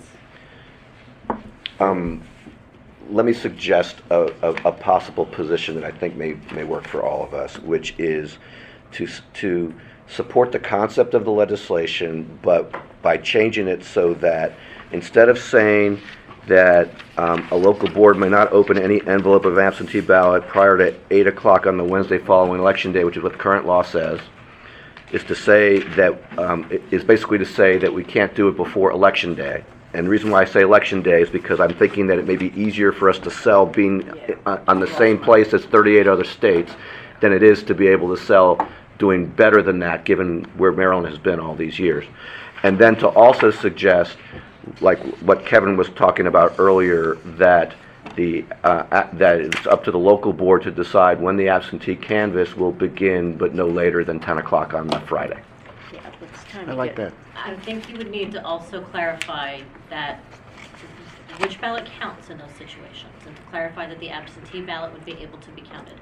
Otherwise, administratively, the state will continue to make us find a way to hold on to these absentee ballots until we have our reports about who got a provisional voter authority card at the polls, which is what this is all about. You're saying if somebody votes by absentee and goes to the And polls? provisional, which But is what they Kevin- need to do all of this data stuff after Election Day to find out. When that, Kevin, when that have to be legislative? Is that too much for this? That's what I'm thinking. I don't know. It may be I mean, I'm thinking we're already kind of adding to, I mean, as I understand the senator's goal, her goal is relieve the pressure on this deadline because of make the need for wireless networking not necessary. And I'm thinking that because her attempt was to deal with when the ballots could be open, that it gives us an opening to address the other. Your logic is impeccable, Allison. I just don't know whether we're making the So lift too put- difficult. Might be too much. Put it in the recommendation. Aren't you suggesting an amendment to this Yes. legislation? An addition.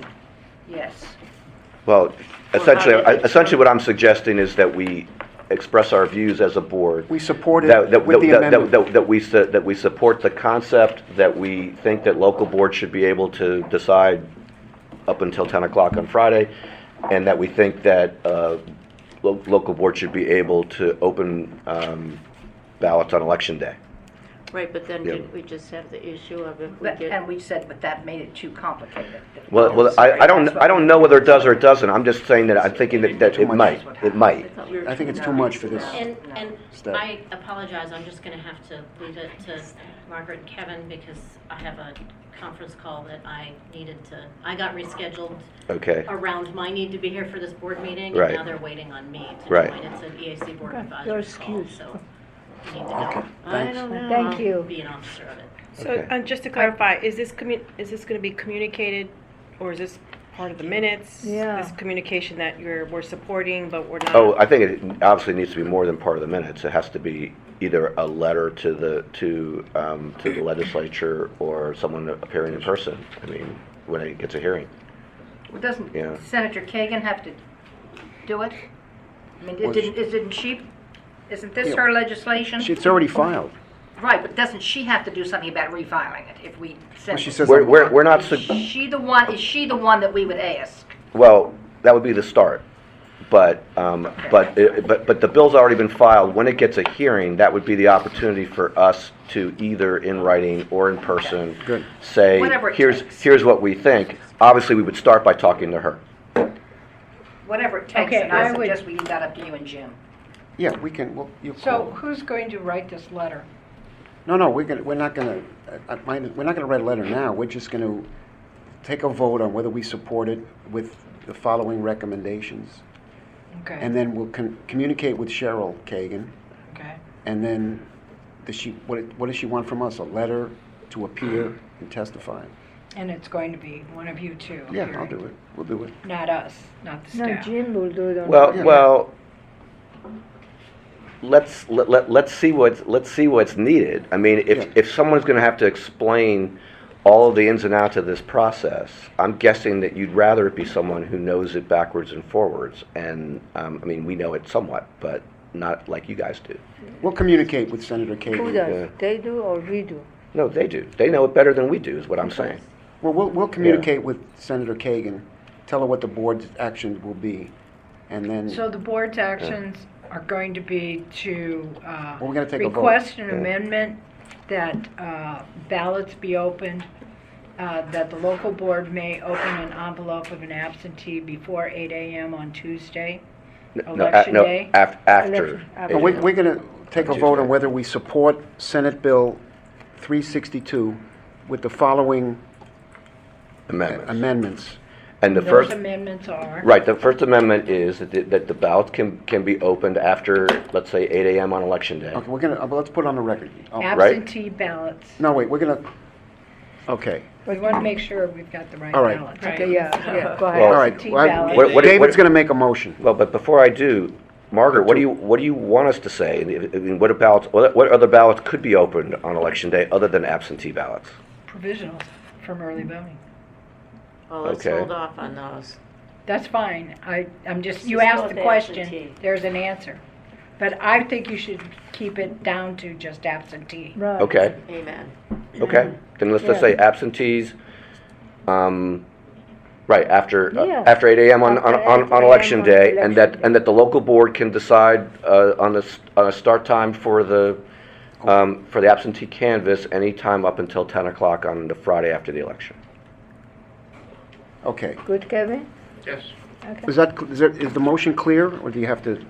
No, motion is I think clear. I after mean. 10 o'clock, On the Friday after the election. No later than. No later than the Friday after, 10 o'clock on the Friday after the election. That's David's motion. Is there a Okay, second? is there a second? A second. Any further discussion? All those in favor Well, I say. have one quick Oh, I'm sorry. question. Yes. When you say counting, do you mean just scan them in, don't release any of the information? Does that make a difference what word you use? Well, I can't release any information until 8 o'clock the Yeah. night of This- the election. But it's not Th- ambiguous. if you say This not being count. legislative language, I think it's all of our intent that nothing will get released until the polls are After the closed. poll is closed. And Change the that's kind of a guiding principle no matter what. Nothing in here So- changes what that Yeah. law. Scan the ballots, hold the results. Yes. Okay. Yeah. Any further discussion? All those in favor say aye. Aye. No one opposed. Okay. All right, where are we? Website. Yes, Next, we have more? yeah, David, this is on the new, where are we? Okay, so, Website information. David, you're a busy man. Go ahead. Yeah. well, this actually was a result of I attended a public screening of a movie about election decisions in Georgia. And I'm not going to get into an argument about that because Georgia's Georgia, we're Maryland. But at this meeting, this film had a number of different discussions of different issues that voters are very likely to be asking us, and some of which they were already asking at this meeting. But issues like, how do we decide on where our resources go to prevent lines? How do we manage our voter registration lists?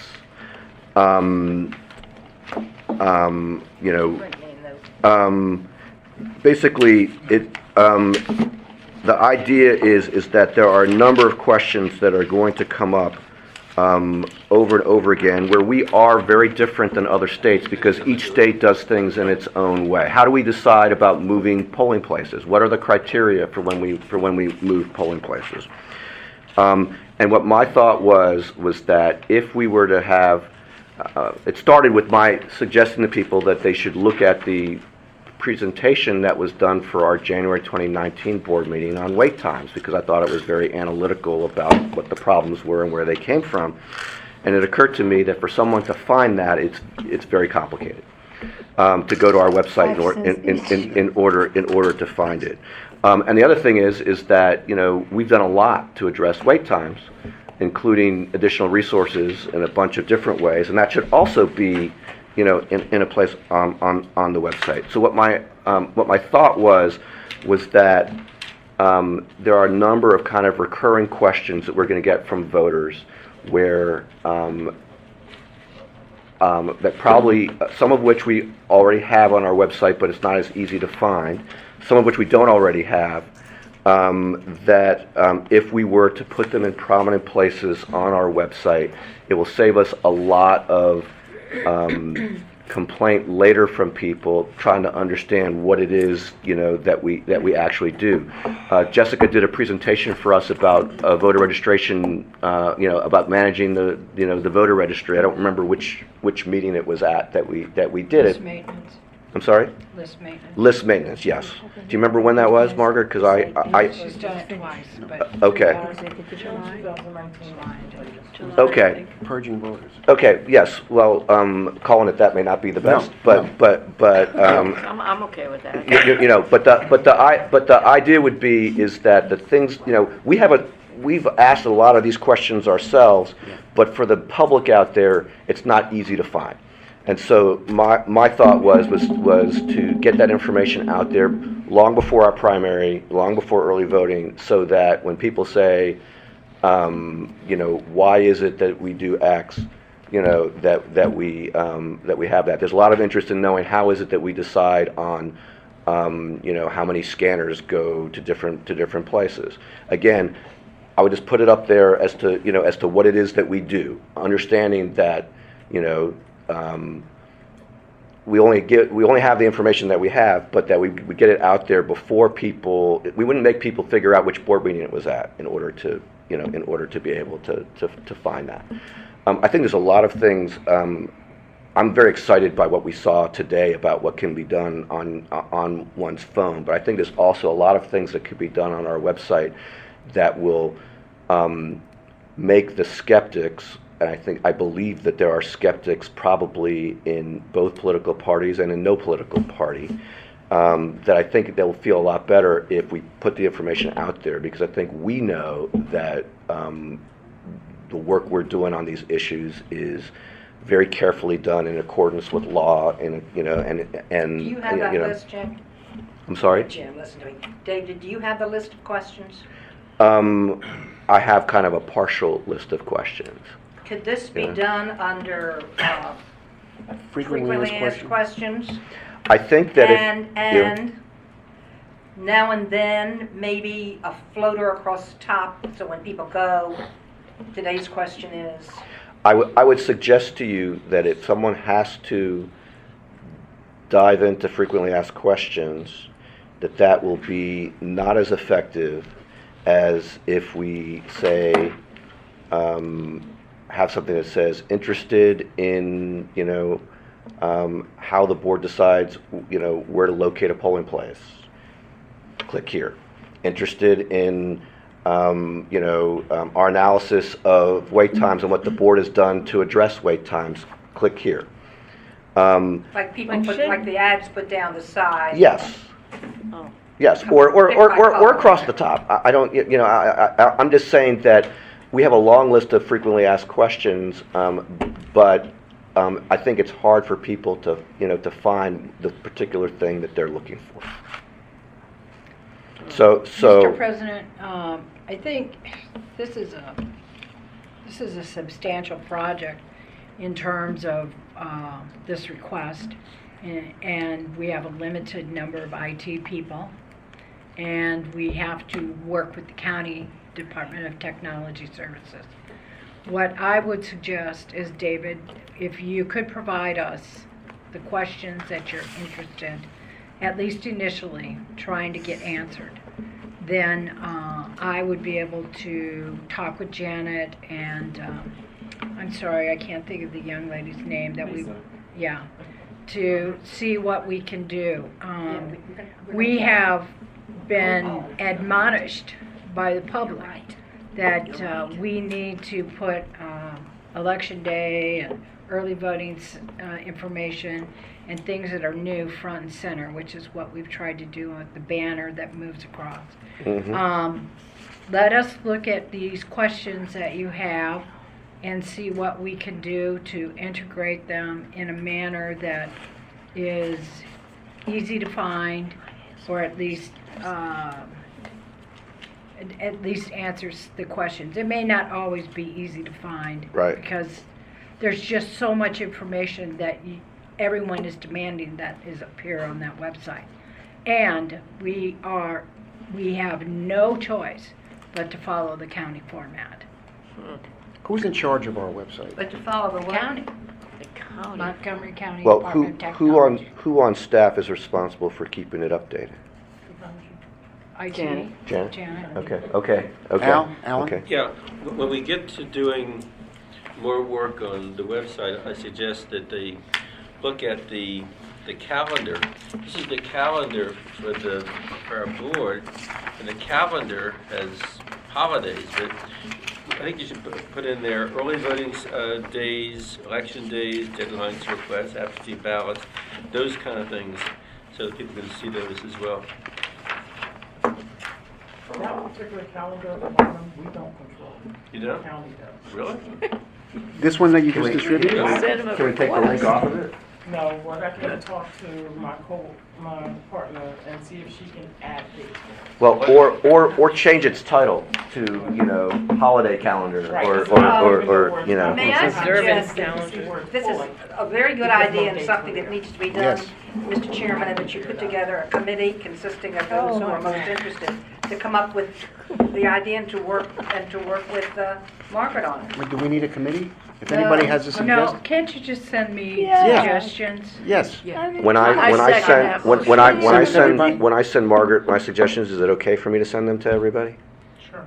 Open Okay. meetings Oh, issue? yeah. Okay, good. Yeah. I was making sure about open meetings, Okay, no, just, Yeah, just- Administrative. Yeah. Just don't get into a back and forth sort of. We won't get political over it. Not, of course Chat not, conversation. of course not. No, Yes, Team that's a good idea. meeting. right, understood. Yes, I will be happy to do that. Margaret, thank thank you, you. that sounds like a good plan. Amen. And I think it'll be very much to, Yes. very much to our benefit. I did get another opportunity at this meeting to defend the board and the staff. There was a person in the audience who suggested that they thought that the situation at Praisner had to have been intentional. And I said that I did not think that that was the case, and No, I that can't vote and that it is very difficult to determine basically who's going to vote when and where based on what they've done in the past. Well, thank you for doing that. So anyway, which is probably like the fourth time I've done that. Thank you, No, thank you for David. doing that. Yeah. So. Okay, we're going to go into executive session. Okay. I moved this Well- meeting, go into executive. well, the- Don't we have to do that? We have to go to Well, the executive. next meeting is February 24th. Okay. Are we going to go to executive? Do we need to committee? adjourn the regular, or are you guys gonna go back Do into? we have to, can we adjourn and then we have to come back in to adjourn? We have to adjourn. You've and- got a lot of You work. can adjourn and go into executive session. We're gonna adjourn As long as there's no and Love motion. working with you. We adjourn the meeting. All right, is there a motion to adjourn? I move. Yeah, I just did. I move. Any And discussion? then All right, all those she in favor? seconded. Jackie had yours. All those in favor of adjourning? I mean. Aye. Aye. Everybody. Okay, thank you. No opposition, so we're adjourned. Yeah.